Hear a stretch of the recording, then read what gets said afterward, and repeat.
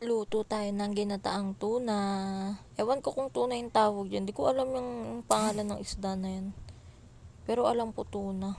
Comment down below nga kung ano yung pangalan ng isda na yan. First, ilaga ko lang pala siya. Ayan, nilagay ko lang siya sa kaldero. Tapos, lalagyan ko ng luya. And then, ng asin. Ayan. Tapos, ng tubig. Ay, suka pala muna. Ayan, suka. Tansya-tansya lang. Tapos, konting water. Ayan. And then, papakuluan lang siya. Para maalis yung lansa-lansa niya. Pwede din na iprito yan. Nasa inyo naman. Tapos, pag kumukulo na siya, ibaliktad nyo lang ulit. Para mapakuluan din yung kabila niya, syempre. Ayan, usok-usok pa. Pag okay na magkabilaan, ayan, magigisa na tayo ng sibuyas. Ayan, gisa-gisa lang. First time ko magluluto nito, guys. Ewan ko sa inyo kung anong way nyo ng pagluluto nito. Pero ganito yung way ko ng pagluluto nito. Ayan, bawang na. And then, pag nagisa na yan, lagay na yung gata.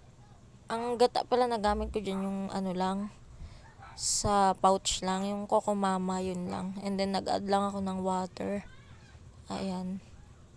Yun lang, kasi wala akong gata na, ano, yung gata talaga. Tapos, halu-haluin nyo lang.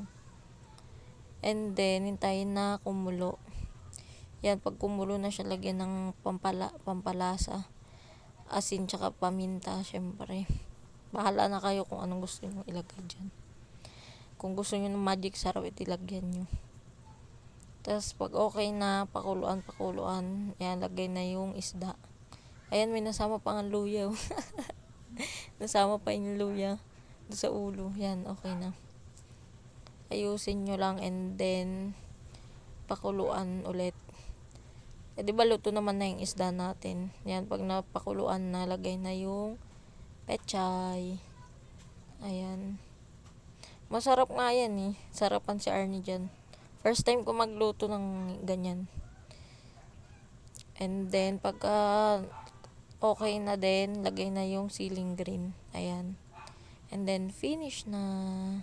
Sarap niyan, guys. Try nyo na. Thank you for watching. Ayan na.